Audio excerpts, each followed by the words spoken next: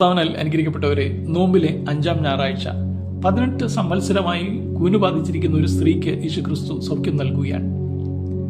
എന്നാൽ ഇതിൽ അസൂയ ഉണ്ട പള്ളിപ്രമാണി നീരസപ്പെട്ടിട്ട് മറ്റുള്ളവരോട് ചോദിക്കുകയാണ്, നിങ്ങൾക്ക് മറ്റെത്ര ദിവസങ്ങളുണ്ട്?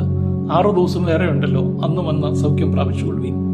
യേശുക്രിസ്തു നൽകുന്ന മറുപടി ഇപ്രകാരമാണ്: അബ്രഹാമിന്റെ മകളായ ഇവിടെ ശബത്തുനാളിൽ ഈ ബന്ധനം അഴിച്ചുവിടേണ്ടതല്ലയോ?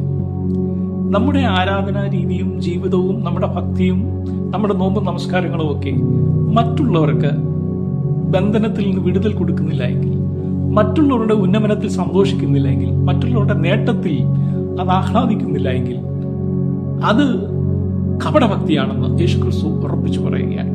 അതുകൊണ്ട് നമ്മുടെ ആരാധന ജീവിതവും ദൈവത്തോടുള്ള ബന്ധവും പള്ളിയോടുള്ള ബന്ധവും ഒക്കെ മറ്റുള്ളവർക്ക് നന്മകളും മറ്റുള്ളവരുടെ നന്മകളിൽ സന്തോഷിക്കുവാനുമുള്ള മുഖാന്തരങ്ങളായി തന്നെ മാറണം. അപ്പോഴാണ് യഥാർത്ഥ ഭക്തിയുള്ള ജീവിതമായി മാറുന്നത്.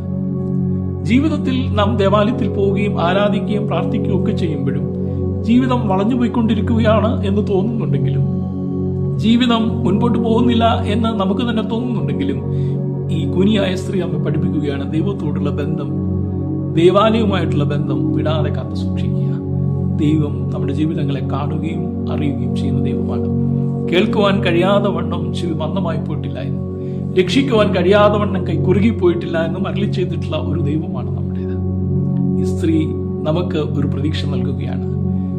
ആ എല്ലാവരുടെയും മുമ്പിൽ നമുക്ക് നിവർന്നു നിൽക്കാൻ പറ്റുന്നില്ല എന്ന് തോന്നുന്നിടത്ത് നമ്മളെ ചേർത്ത് പിടിക്കുന്ന ഒരു ദൈവം ഉണ്ട്.